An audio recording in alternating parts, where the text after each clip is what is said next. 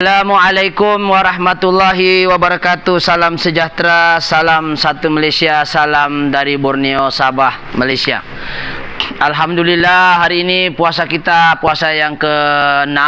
6 kah? Puasa yang ke-6. Pada muslimin dan muslimat, selamat berpuasa. Semoga puasa tahun ini lebih dipermudahkan dan diberkati oleh Allah Subhanahu wa taala. Ya, ini bukan ceramah ya. Ini adalah sekadar perkongsian di mana hari ini kita ada satu Avanza yang mana Avanza ini susah mau hidup. Sebelum itu kita mulakan dulu pekerjaan kita dengan Bismillahirrahmanirrahim. Semoga pekerjaan kita dimurahkan rezeki kita oleh Allah Subhanahu wa taala. Dan hari ini kita bersiaran langsung dari 3M Auto Workshop yang terletak di belakang Maybank Alam Mesra. Jadi apa yang kita mau share di sini adalah satu masalah Avanza 1.3 manual. Masalah dia ialah susah mau hidup, macam loose compression. Dan masalah dia loose compression ni bila kita tengok bergegar, kalau hidup pun dia bergegar. Jadi selalu kita share di sini ialah masalah gasket putus dan masalah valve bocor ataupun valve bengkok, dan disebabkan juga puncanya adalah overheat. Punca dia semua benda-benda yang saya cerita tadi disebabkan overheat. Tapi hari ini agak menarik sikit, di mana Avanza ni dia susah mau hidup. Kalau dia hidup pun tidak steady, ya, tidak steady.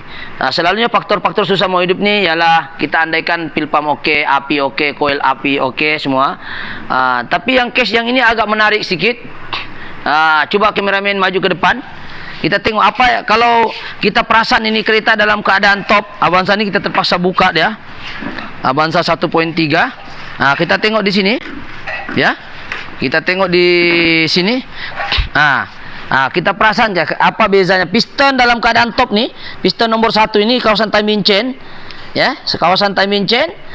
Ya, sebelah sini jadi kira ini piston nomor 1. Di mana timing chain dan timing belt itulah piston nomor 1. Okey, sekarang ini piston nomor 1 kita tengok. Tengok dia rata dengan permukaan blok. Kita tengok piston nomor 1 rata dengan blok. Ya. Rata ya. Kita tengok piston, kalau dalam keadaan top, piston 2 naik ini mesti piston nomor 4 pun dia naik rata. Tapi apa yang jadi dengan piston nomor 4 nih? Lebih kurang berapa nih ya? Kalau ada pembaris lagi bagus. Lebih kurang setengah inci lah. Nampak nih? Kameramen boleh nampak dari sini kah? Nampak dia punya gap nih dari sini. Sini gitu. Nampak nih. Jarak daripada permukaan nih. Nih lebih kurang setengah inci ke berapa ini? Tengok piston nomor 1. Sepatutnya normal dia kena rata begini. Piston nomor 1 dia rata nih. Itulah susah mau hidup kereta nih. Susah mau hidup. Susah mau hidup. Kenapa dia boleh menjadi begini? Piston dia bengkok nih. Adakah orang pernah overhaul itu hari? Ataupun tidak? Ini kereta tidak pernah kena overhaul, dia bilang lah. Dia general overhaul maksudnya. Jadi kenapa boleh pendek? Pendek ini sebabkan dua saja. Satu bengkok, yang kedua connecting rod tu yang tidak ikut spek kilang asalnya. Itu dah connecting rod. Okey, jadi kita sekarang kita tengok apa yang terjadi di sini ialah connecting bila kita buka susahnya mau hidup rupanya di barang. Compression dah rata walaupun kita sudah tes compression, still juga masalah. Bila kita buka kita nampak di sini bengkok ya. Satu orang tengok. Ni kita tengok connecting rod dia. Coba kameramen Zul, kita tengok sini. Ni bengkok ya. Kita tengok yang asal dulu. Aduh. Okey, kita tengok. Ni dia. Kita tengok bengkok Apa yang bengkok? Coba perasankah? Ini piston nomor 4 tadi ya. Piston nomor 4. Tu kasih nampak dia Zul? Balas dia. Bengkok tu. Coba balas ni bengkok. Tu tengok piston nomor 1. Piston nomor 1 lurus saja. Tu bengkok, nampak dia punya, orang punya kalau kita bilang ini connecting rod bengkok nih. Bengkok. Dia umpama kita punya siku lah. Ni bengkok. Kita tengok piston nomor 1 lurus saja. Ni nampak. Coba ambil Zul magnet. Itulah jarumnya minta. Ini dia. Okey. Coba perasankah tidak? Piston nomor 1 dia lurus nih. Kameramen boleh nampak? Lurus nih. Connecting. Ini namanya connecting rod. Ini dia punya penghubung antara piston head dia ini dengan dia punya crankshaft, dihubungkan oleh connecting rod. Ini connecting rod. Coba tengok piston nomor 4 nih, melengkung nih keluar nih. Nampak dia cembung keluar nih nah. Bengkok nih. Tengok si punya anak panah nih. Bengkok nih. Ni bengkok dia. Boleh nampak kameramen? Ni bengkok dia, melengkung ini. Kenapa dia mulai melengkung? Kita tengok, nanti kita buka, kasih keluar dia. Inilah sebab kenapa connecting susah mau hidup, sebab compression tidak kuat. Kenapa compression tidak kuat? Sebab dia punya connecting rod bengkok. Kenapa bengkok? Ini kereta mesti pernah overheat. Tapi overheat yang melampau lah. Jadi kita akan suruh pomen satu orang buka, kasih keluar. Okey, pomen boleh kasih keluar? Ya. Kasih keluar dia. Okey, mungkin agak panjang sedikit duration barangkali untuk kita tengok sama-sama macam mana yang piston nomor 1 kita buka. Dan juga piston nomor 4. Nomor 3 pun samalah. Tak payahlah buka semua kan. Kita mau kasih contoh saja. Okey. Kita buka. Kita punya pomen yang terlatih ya. Pomen kita ini handsome boy juga pomen kita ni. Ya, kita punya pomen. Kita tengok dia buka. Ya. Jadi ketika kita buka, kita akan nampak lagi clear lah. Lagi clear bila dia keluar. Begitu. Kasih keluar dia. Okey. Apapun kita punya kameramen pun bagus. Ya, dia memahami tanggungjawabnya. So kita akan kasih keluar. Selepas pergi keluar, kita akan ambil.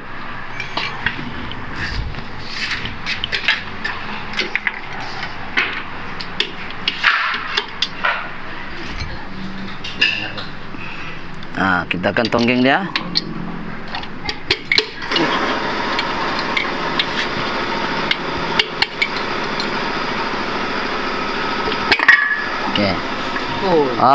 Inilah dia bengkok. Ya, ini bengkok dia. Nah, kita nampak bengkok dia, patutnya ni lurus. Kita tengok piston nomor 1 supaya nampak perbandingan. Buka piston nomor 1. Ya, piston nomor 1 lah. Alang-alang kita akan general terus lah ini. Ya, kita akan general.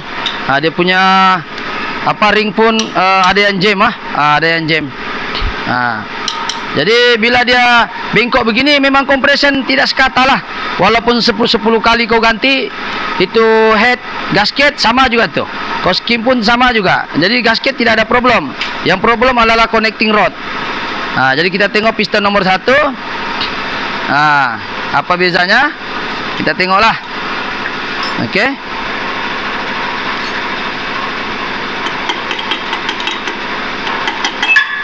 Okey, kita akan ambil piston nomor 1. Tengok perbandingan dia. Piston nomor 1. Ini piston nomor 1. Boleh nampak kameramen? Ni kita nampak sini. Apa beza dia? Okey. Jauh bezanya.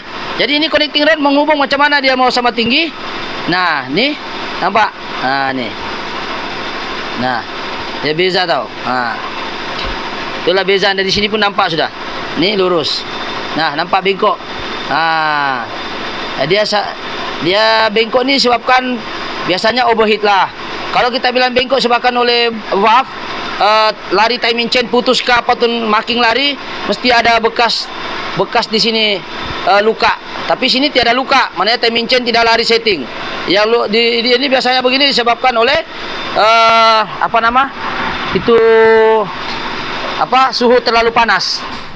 Suhu terlalu panas. Jadi suhu bila terlalu panas, besi ini dia mempunyai tahap suhu yang tertentu tahu. Bila dia terlampau panas, dia akan mengembang dan seterusnya dia akan bengkok. Jadi bila dia bengkok begini, itu menyebabkan compression tidak cukup kuat. Jadi kalau dia hidup pun, dia hidup juga tapi macam malu-malu kucing. Begitu. Hidup-hidup macam mau tidak mau saja. Jadi susah dia mau hidup pada waktu pagi. Sebabkan oleh compression tidak kuat. Biasa compression tidak kuat banyak faktor. Satu, valve leaking. Valve tu yang inilah head. Okey, sekarang kita pergi tengok head dia.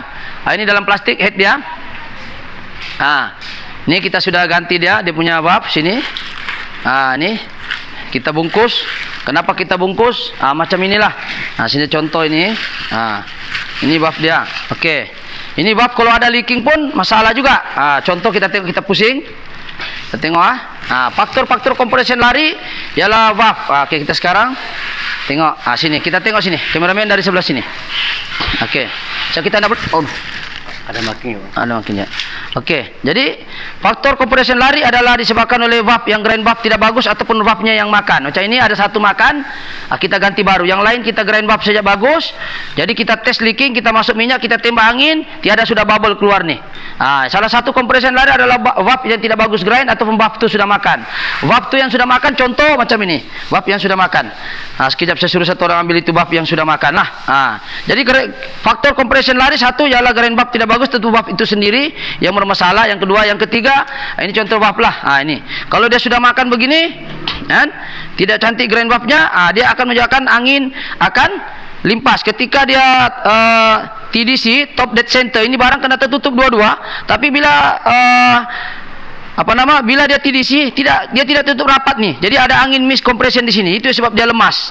Jadi kita sudah grind valve semua nih, dan hanya satu sahaja yang tidak dapat diselamatkan. Itulah kita tukar baru. Kalau perasan yang ini antara semua ni, kalau perasan ni semua hitam kan, ini sahaja yang baru, made in Jepang. Ini dia.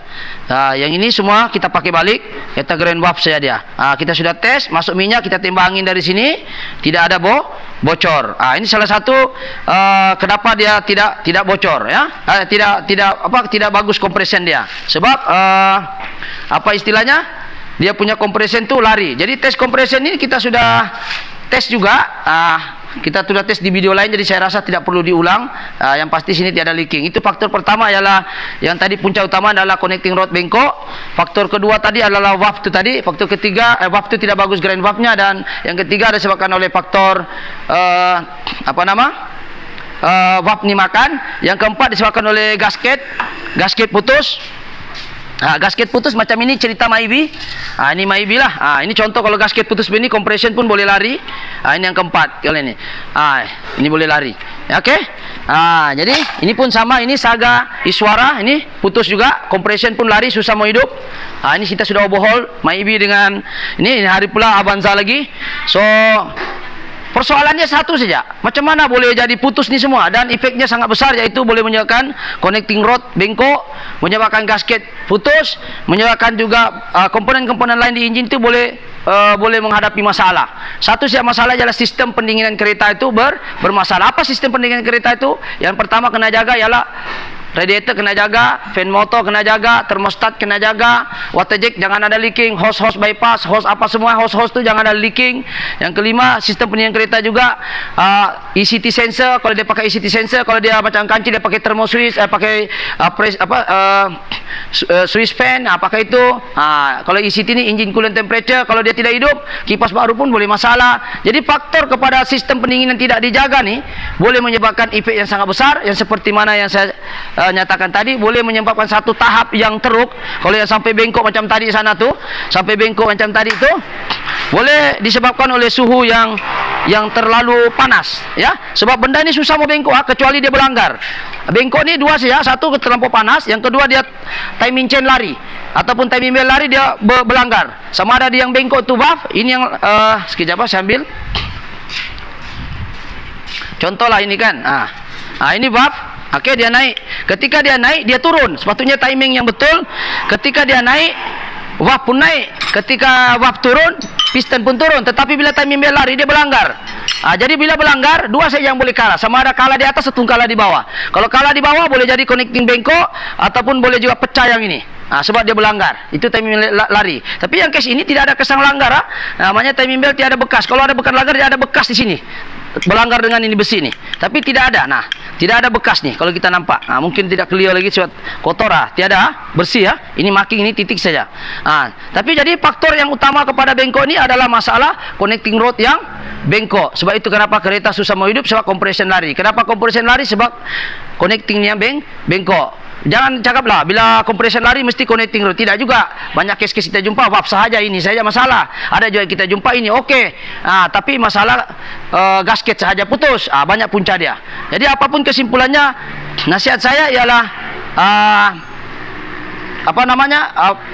alert ataupun peka dengan sistem pendingin kenderaan kita, kipas, air radiator, storage tank, radiator cap. Baru-baru ini kita ada overhaul enjin kereta 1NZ FE, hanya gara-gara penutup radiator sahaja dia menyebabkan overheat. Kipas okey, water pump okey, termostat okey, ECT sensor okey, wiring okey, ECU hantar signal okey.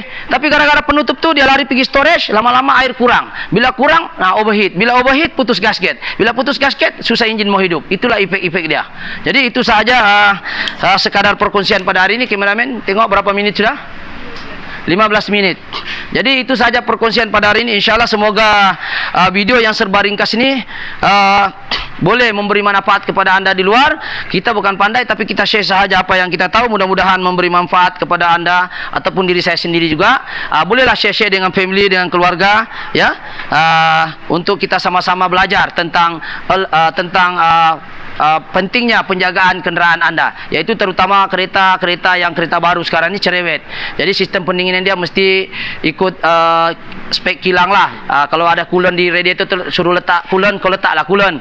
Ada juga radiator yang bukan ori itu dia larang letak coolant sebab tipis, ataupun coolant itu sendiri chemical ada di dalam, takut nanti tambah bocor itu cooling radiator. Jadi itu saja perkongsian pada hari ini insyaallah. Jadi kalau sekiranya video ini ada manfaatnya, boleh like, subscribe ataupun share, ya. Sekiranya ni boleh like ataupun subscribe. Semoga video ini bagus. Boleh share juga. Mungkin anda pengguna Avanza, ya, boleh. Mungkin anda juga pengguna Avanza yang menghadapi masalah compression yang lari ataupun susah mau hidup. Dengan andaian throttle body okey, api okey, minyak okey, sistem sensor okey. Janganlah cerita susah mau hidup kalau benda basic tu tidak okey. Nanti ada orang komen di sana, dia bilang asal compression lari mesti connecting yang bengkok. Tidak, banyak sebab. Asal susah mau hidup mesti connecting bengkok. Tidak, itu kena cek juga, bawa ke workshop yang berdekatan untuk cek apakah punca kepada masalah tersebut. Yang pasti ketika kita bengkok ni kita tahu compression lari, kita akan menggunakan compression test, bukan main agak-agak saja. Jadi kita sudah gunakan compression test ni lah, makanya kita berani buka. Memang ada berlaku masalah dan sistem kompres itu sendiri. So kita sudah buka begini, barulah kita boleh share. Jadi itu saja, sekian perkongsian pada hari ini insyaallah. Assalamualaikum. Thank you.